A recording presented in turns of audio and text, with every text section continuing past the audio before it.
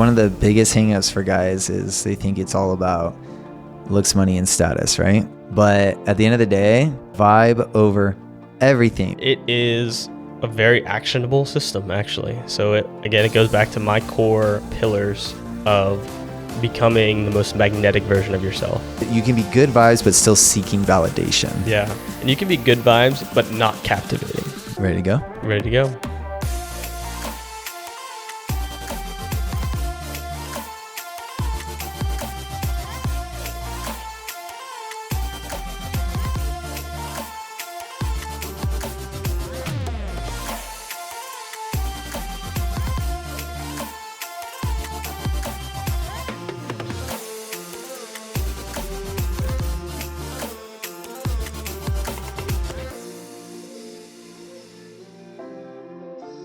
Hey guys, welcome to Practically Famous, where we help you achieve social mastery in your dating and personal relationships. I'm Brad, your host. And I'm Jake, your co-host.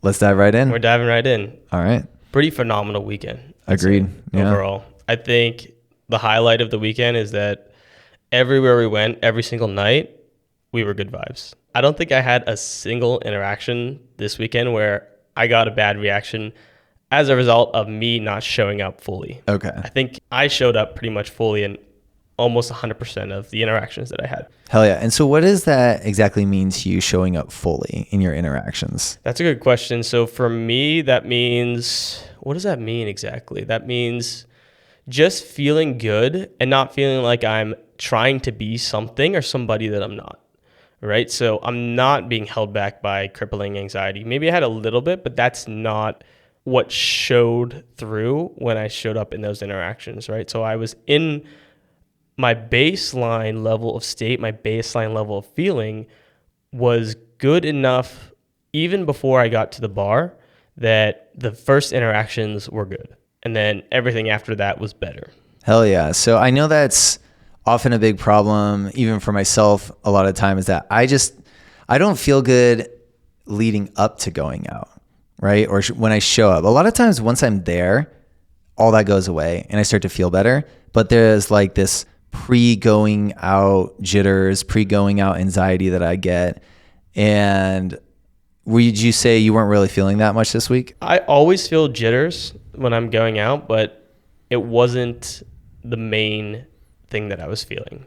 I was genuinely feeling good and I was excited about going out. Honestly, this whole week. I had a profound weekend last weekend, and I really let go of a lot of the shame and the guilt that I had becoming this new version of myself, particularly surrounding like my family and how my family's perceiving me going on this journey. And I was able to let go of a lot of that weight. Like I literally felt lighter after I processed that last week, and it's made a huge difference in, I think, the way that I show up. And that's because I just feel good about myself more so than I did before. Hell yeah. I feel good about myself. I feel good about my life. I feel good about this process, the podcast, about going out and expressing myself. And so how did you get yourself to this kind of state? Because this obviously isn't what every weekend is like for you normally, right? Yeah. I mean, it's been getting better. It's been moving towards that obviously over time. But what are the steps that you're taking to get to this place? It is a very actionable system, actually. So it goes back to my core pillars of becoming the most magnetic version of yourself. Embodiment, tension, and releasing. So the process goes is that you want to achieve something. I wanted to be able to go out and to be charismatic and magnetic. So I take the action and I step into tension. You step into tension and everything that comes up to the surface that was holding you back from being that version of yourself. You take that feeling and you go through a process of releasing, meaning that you give yourself the time and the space to feel those emotions and stories fully, and you feel it to heal it, so you let it go. And then the final pillar, embodiment, is you then reprogram something new into your body. So your body is almost synonymous to your subconscious mind. So if you can bring it down to your body, it becomes a subconscious program. And so you can choose what subconscious programs you're operating with by bringing them down into your body. So you step into attention, you see all the stuff that prevents you from showing up how you want to, you let that go, and then you reprogram new positive empowering beliefs, and then you just go through the cycle again and again and again. And each time you get deeper, you take another layer off, and you reach a deeper side of yourself, right? I've been really talking to ChatGPT a lot about truth, right? What is my most authentic expression of truth, right? And ChatGPT told me this. ChatGPT is the bomb, man. Yeah, it really is. He said, you are relentless in your pursuit of truth, of your own personal truth. So every time I go out and things, I'm not the most magnetic version of myself because I know that that's there. I look deep inside and I say, what is the truth of this situation? What is the truth behind this feeling that I'm feeling? And it gives me the ability to bring awareness to all the stuff. And through that, it gives me the opportunity to let it go. So my relentless pursuit of my own truth is what allows me to do this, but it's a process of continual action and then taking that action and coming back into the space where you can relax, you can assess and become aware and let go. Right. And so just for clarity, just in case anyone's not super clear, by taking action, by stepping into tension, what exactly does that look like? What do you mean by that? Is that just approaching girls, just talking to people in general? Like, what is for you taking action, stepping into tension? What does that mean? Good question. So for me, that means all of the above, right? So whatever it is that scares me. I define tension as anything that requires discipline, action, or structure. So if I want to become the most magnetic version of myself, I know that I have to step into tension in relation to that goal. What does that look like? That looks like being able to be expressive. That looks like being able to talk to anyone that I want to. And so the action that I take was that exactly. Just going out and talking to people, right? And breaking it down in a way that I can systematically go about that. There are things that are very high tension that I can't do right away. So I had to break it down. So what that looked like for me is I would go out and I would just talk to anybody, right? It didn't have to be a super hot girl because at the time, that's all I could do. I could go up to the bar, see a guy that I think is wearing something cool, go up, say, hey man, I love this. I love your jacket right now, whatever it is. That's all I could do. So systematically breaking down the hard things, right? Going out and talking to hot women and, okay, if I can't go do that right now, what is one thing that I could do to get me there?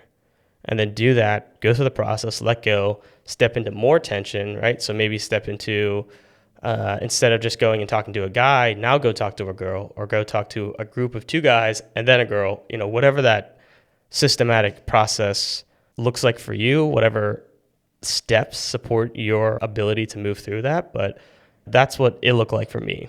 Yeah. And everyone's probably going to have their own maybe definition of what is the most tension when they're out, right? Some people, it might just be, the group of girls. Some people, it might be a mixed group of guys and girls, or it could just be how hot she is, or it could be situational. Like, I can approach girls at this club, but at this one, I don't feel as comfortable, or, whatever. So figuring out for yourself, where is the area of tension that you struggle with the most so that you can work towards it and release it, like you were saying. Yeah, exactly. And you're exactly right. Tension is subjective, right? What's hard for me may or may not be hard for anybody else. Hell yeah. I had a really profound week as well.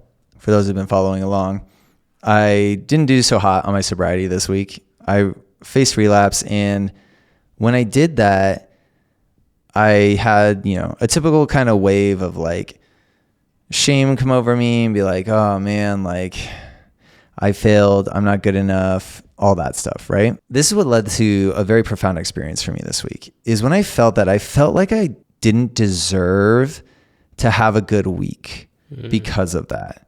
Like, I relapsed. I broke the promise I made to myself. I failed. I'm a bad person. Therefore, I don't deserve X. And by X, I just mean like good results in my life. And then something really profound did happen to me this week. I had a bunch of good results, even in the face of that. And just like you, I was talking to ChatGPT about this, and I was realizing just how deeply I tie my self-worth to my performance. Am I doing good enough, right? And specifically, that performance is your results out, but also now your results with your sobriety journey. Correct. Right. So yeah, if I fail either one of those, right, I build up more things I can fail at, more things to feel bad about, right? And so, a bunch of great things. I had a friend come visit me from California, and he took me out to dinner, took us out to dinner, paid for everything. That was great. We went out Friday night, had a phenomenal night. And we went out Saturday night, had a phenomenal night, just felt so comfortable, felt so confident. My eye contact was great. My flirting was great. My conversations were fun and lively. And I was just sitting there thinking, like, why am I having fun? Literally, I'm like questioning it. I shouldn't be having fun. I'm bad, right? Like, that's shame, right? It's like a deep-seated shame. But because I was having a good time and actually kind of sitting with that juxtaposition of the shame and the good feeling at the same time, and I was thinking like, okay, obviously these two things don't have anything to do with each other. Do you think that having that experience has now started to separate those two experiences from each other? I think so. Yeah, it's definitely helping my mindset towards it, because I'm just feeling like, hey, maybe I'm valuable and worthy whether or not I'm perfect. So yeah, there's a lot of perfectionism tied into that. And it's kind of the nature of a sobriety journey, because like you want to be perfect, like you want to be sober. You don't want to be doing the things that are actively causing damage to you.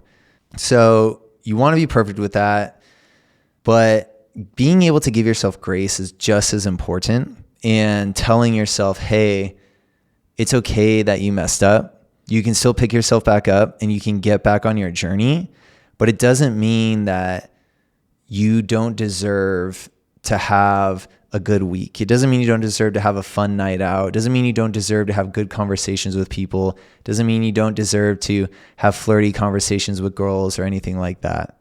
So that was important. And then the other thing that I also realized from this experience is that truly that's more like kind of like the spiritual, like emotional depth level.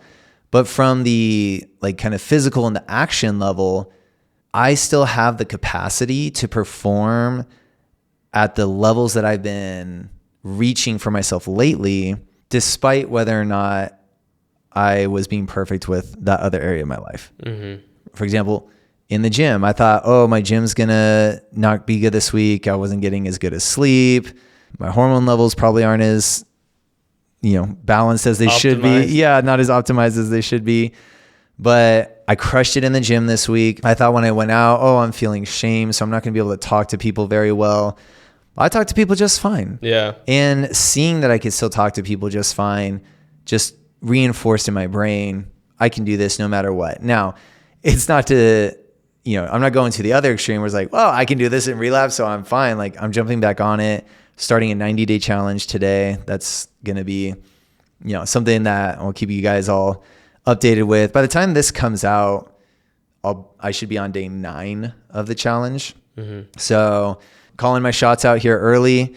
Hopefully I don't have to come on the podcast and embarrassingly admit defeat or anything, but yeah, you're going to hold yourself to it now. Yeah. I'm holding, and that's, a big part of this podcast is just supposed to be vulnerability and telling the world who I am and what I'm doing and what's working for me. And we're going for it. I got myself a desk calendar and I got myself some green fucking stickers. Hell yeah. And I'm going to give myself a green star every day that I do it. Fuck yeah. Sounds so silly, but I'm like weirdly excited about it. Turns out this was all I needed the whole time, was just some green stickers. And, you got to speak to the child in you a lot. You got to make things fun. You got to make this whole process fun, because this process can be so terrorizing, facing your insecurities day after day. If you don't make it fun, then that's all it ever becomes. Yeah, true. Right? It's just a nonstop look at the depths of your soul, which is effective. Yeah, but it's not, you start to not be excited about doing the challenging stuff unless you do bring in an element of that fun, playful excitement into it, because it does, it is hard, and you got to, show up good to those things. So Yeah, and how you do anything is how you do everything, right? Like the whole point of what we're doing is we do want to have fun. We want to go out and just be able to express ourselves and be magnetic and be attractive to girls and, you know, date the girls we want and have cool friends and go to fun parties and have an amazing social life. You know, if you spend every single moment of your day just thinking about your dark side and your insecurities, then like that's going to come out in your social interactions too. Yeah. So you might as well gamify the process, make it fun. Like that's why video games are so successful, is because programmers know how to program them to be just the right amount of fun with just the right amount of challenge, even down to like, not even that, but storylines, right? So this is one thing that I've been really into is, I do want to go back. I do have a question about. Okay, yeah. Before we get too far away, you were talking about your sobriety journey, right? And from my perspective, it seemed very much entangled with this process. And what I'm just curious to hear your opinion about is that now that you've had this experience of, you've had a bad week as far as your sobriety, but you had a good week as far as going out. In my eyes, and again, it's easy for me to say, I would think that that would be a huge step into letting this whole idea of the sobriety process have as much weight, right? Because I feel like there's been so much weight on getting sober as a means to show up better. Sure. But maybe if you give it less weight, it'll have less power over you, right? Because you proved to yourself this week that you can have a bad week as far as your sobriety journey, but you can still show up as well as you could have expected. Yeah. So I see what you're saying. And yes, on a certain level, you're right. The detachment in my head of those two things is happening. And I think that is important, because the main thing that I'm seeking out of sobriety, some of it was like performance and results based, like, oh, you know, I need the energy to go out, to work on my business, to go to the gym, like all these things. But really the main thing with the sobriety is an inner thing. It's a shame-based thing, because addiction is just a shame cycle. So what was it that really got you to take sobriety more seriously now than, like, why now versus any time before? So I've had moments in the past where I thought it would be important, but I was never able to really get very far in my journey because I was not living my life any differently. So because of the way my life was set up, you know, in my past when I was back in California, every day was just, you know, I was on the same cycle. When I came out here, I went through a very dark spiritual process called Dark Night of the Soul, right? Which is basically you experience an ego death, an identity crisis. Like you just see all of your darkness and all of your shame and all of your issues. And I saw in that time when I was going through that process, I saw how much I was being damaged by my addictions. I saw it for real. And it was horrifying. It was one of the hardest moments in my entire life. When I really looked at it and said, oh my God, this thing is ruining my life. And at least in the sense that it's ruining the life that I wish I could have or that I want to have.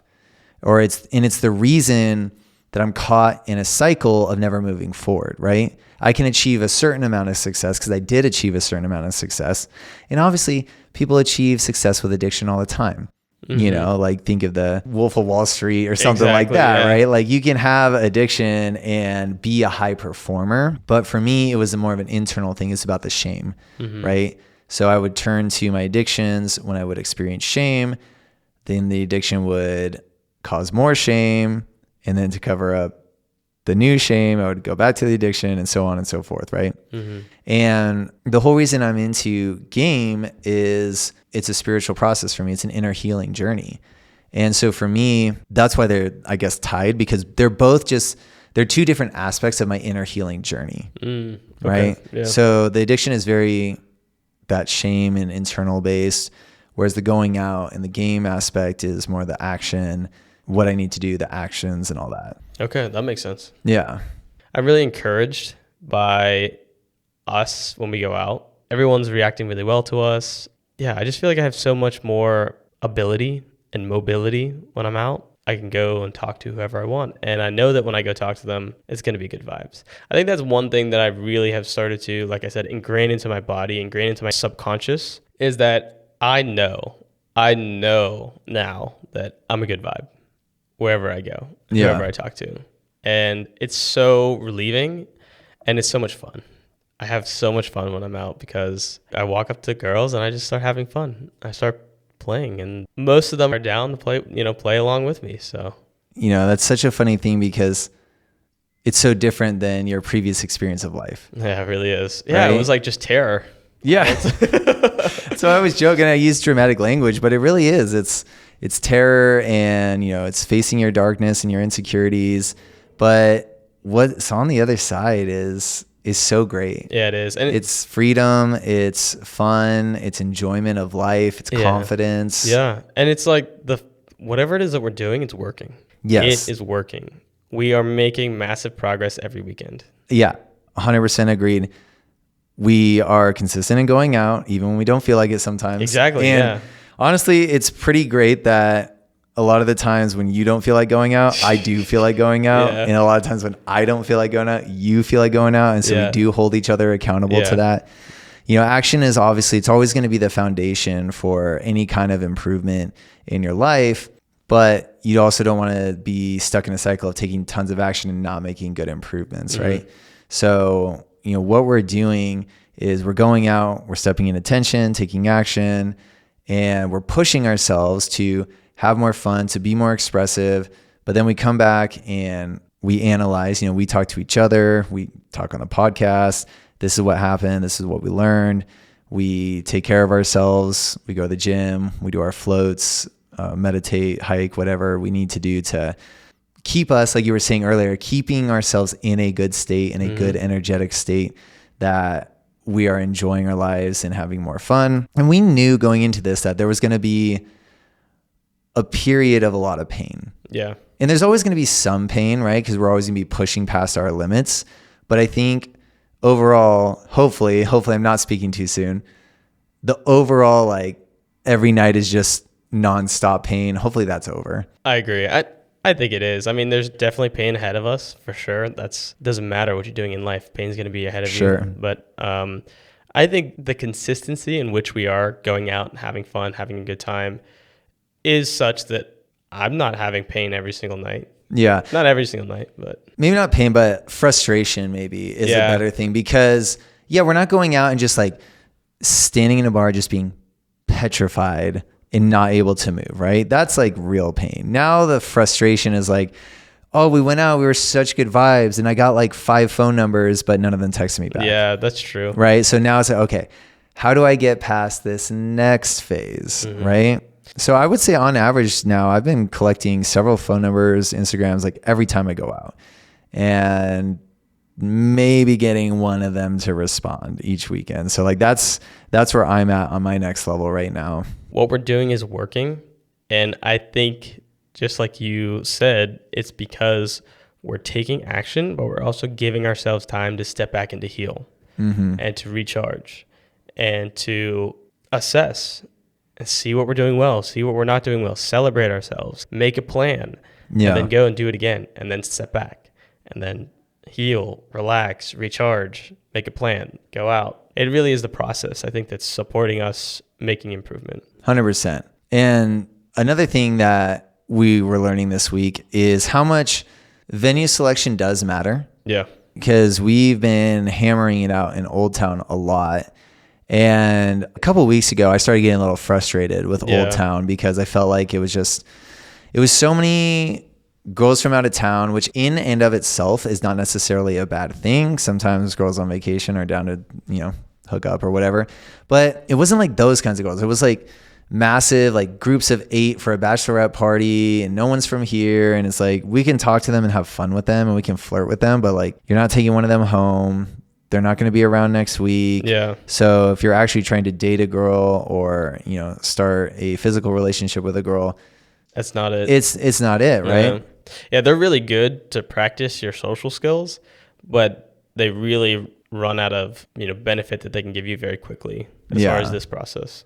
Yeah. And so, we started going to a different area of town, went down to Mill Ave in Tempe, and vibes were great. I didn't meet anyone from out of town. Yeah, that's a good point. Yeah. I don't think I met a single person from out of town. Yeah. Maybe there was a bachelorette party. Yeah, there was a bachelorette party, which I was very surprised to see. But the majority of people either live here or are here for the whole summer. So right. Much better than going to be gone tomorrow. Yeah, and they were very down. It was so easy to talk down there. It was so many to different talk, bars, and people were just down to talk and vibe. And that's what we've been wanting to do more. It was just talk and vibe and chill, meet cool people, add girls to our social circle, find girls to date, stuff like that. And yeah, I think that finding the right locations that are well suited to your vibe and what you're looking for is super important. Yeah.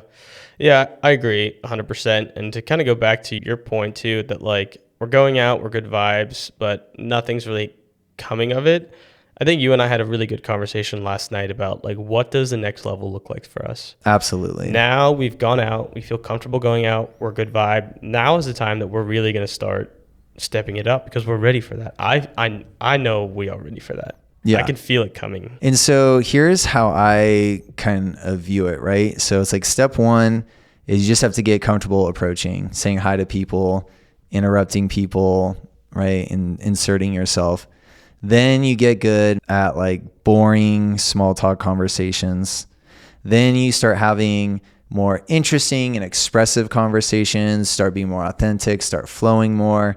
And then the next step, like you're saying that we're going to, is going to be more, much more polarizing, masculine, flirty, dominant kind of vibes coming off of us. Captivating. Yep. A lot of leadership, especially in social interactions, not just leadership in hey, we're going to go from here to here, but literally leading the whole entire interaction. Hey, this is my interaction and you're all just here being a part of it kind of thing. Yeah. Right. That's a real demonstration of leadership that women really respect and like, because they just want to have fun too. Exactly. They want to have fun. And if you can bring not only the vibes, but the structure to all of a sudden start having a really fun night, I think that's golden. And that's so needed. Right? Yeah. And what's the reason why girls will often reject guys so quickly is because the guys are coming and they're taking fun. Yeah. So they're like, well, we don't want to be a part of this.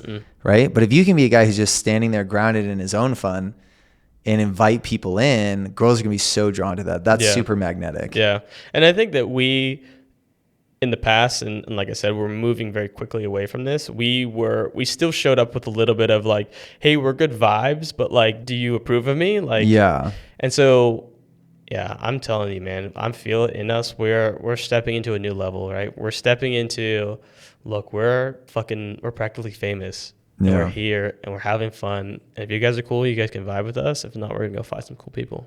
Love that mindset. Yeah. I 100% agree with you. You really nailed it because we were, like you said, good vibes, but still seeking approval. Yeah. Right. So those two things are not necessarily, mutually exclusive. You can be good vibes, but still be needy. Right. Or still be good. You can be good vibes, but still seeking validation. Yeah. And you can be good vibes, but not captivating. Yeah, exactly. Right. That's very I like him. They were cool. Yeah. Yeah. They're cool. Yeah. But they don't remember you. Yeah, exactly. They don't text you back. They weren't bad. I didn't not like them. Yeah. It wasn't I never want to see those guys again. Yeah. That's such a good point though. Cause that's, now that we're talking about it out loud, that is where we were. And I see us walking away from that too. Walking into something bigger. And honestly, I'm so excited.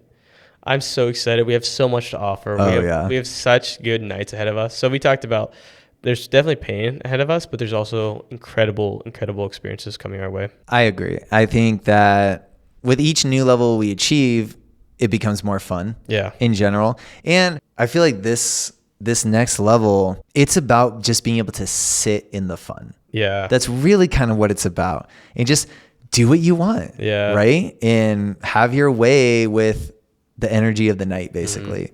Right? That's it's an expression of your dominance, right? Of your masculine dominance. Hey, I'm in this bar and I'm just doing what I want in here. Yeah. Right? And what I want to do is have fun, make people feel good, make people laugh, tease people, tease girls, challenge them. Be polarizing. Be polarizing, Yeah. exactly. Yeah. No, dude, it's coming. It's coming. I can feel it. Yeah, I mean, obviously we've already seen so many glimpses of it, right? Yeah. Which is how it always comes, right? Like you start seeing glimpses and you're like, oh, that was amazing. How did I do that? Can I get it back? And then you keep going out and you're like, you glimpse it once and you like go out again and it's not there and you're like, what the hell? Yeah. But then you keep trying, then you glimpse it like a second time. Like, oh, okay. So it wasn't a fluke. I can do it. It's just like, got to practice it. So, maybe it'll take us a few weeks to get there. Or Yeah. Maybe we'll get it next time we're out. You know? Yeah. And I mean, I think, that was the first time that we went out on Mill Ave, but all of our skills translated, Yeah. Right away, we were talking to people. We were good vibes. Like, I was very proud of how we showed up, and it was somewhere we'd never been before, right? So that shows me that we're actually internalizing. This is actually our nervous systems being stronger and the result that comes with that. Absolutely. Yeah, I think nervous system capacity, I was kind of touching on this earlier when I was talking about how, I can still get good results even if I'm struggling with my addiction. The reason I believe that is so true right now is because on my last streak that I was on sober, my nervous system capacity increased dramatically. Mm-hmm. And I felt it. I felt it physically in the gym. My lifts have gotten insanely strong, like kind of out of nowhere. And I don't really have another explanation for it other than I was being sober during that time. And my social skills, especially my ability to stand in the tension and talk to whatever girl I want, approach more attractive girls than I was approaching before. And it just felt easier, right? That has to be, it wasn't me forcing myself to do it. It's just my nervous system capacity is just there now. It's not as hard anymore. No. It's really not. We talked to a lot of girls last night. Yeah, we did. Probably not the most that we've ever, but like a lot. And it was not hard. Mm-mm. Even from the very beginning, I felt comfortable. Yeah. I love that. Yeah, I love that a so good much. feeling, yeah, huh? Especially when when you've gone through hell to get to the other side. It's a really magical feeling. It is, yeah. Yeah, many months I spent forcing myself just to say something. Yeah. Hey, yeah, we've all been there. I still do that sometimes. Yeah, sure. But like much less though. Sure. Yeah. So. And that's what I would tell the guys is it's so worth it. Yeah. Don't get caught up with the red pill negativity towards women. And, at the end of the day, society has changed and culture has changed a lot, but men and women have not. Yeah. So if you're out and you're a fun, cool guy with good vibes, girls are going to love you. Yeah, exactly. Right. So, and it's hard to do, but take a hard look at yourself. And if you go out and girls don't love hanging around you, point the finger at yourself. Mm-hmm. It's uncomfortable, but it can lead you to actually fixing the problem instead of blaming someone else for the problem. Yeah. Right. And blaming someone else for the problem that's a victim mindset. And honestly, in my mind, it's super feminine. Yeah. It's super feminine behavior. Like, don't be a guy who blames women for your problems. Yeah. 100%. Like, don't be a guy who blames anyone else. Don't blame the government for your problems. Don't blame society. Don't blame your parents. Don't blame anyone. Like, look at your life, figure out what you want, and then do what it takes to get it. Yeah. You have to take full and absolute responsibility for your life, right? No matter what the dating scene is, it's on you to take the steps to create the life that you want. Yeah. And you had even mentioned too, like, don't fall into the red pill space. I think I agree with that 100%. And I think something that's even more important and something that I still find important and meaningful to me is that this is hard. It is hard. It's going to be tough. And it's hard to look at yourself, but it's a gift. It's a gift to be a man. It's a gift to have struggles, because through the struggles, I've found my greatest gifts. I found the best parts of myself. So it's a gift, the fact that this is hard to do. And so for any guy out there that's like, girls are, hard to talk to, hard to work with, or they have too high standards, whatever, this is an amazing opportunity. This is an amazing opportunity for you to dive into what life really has to offer.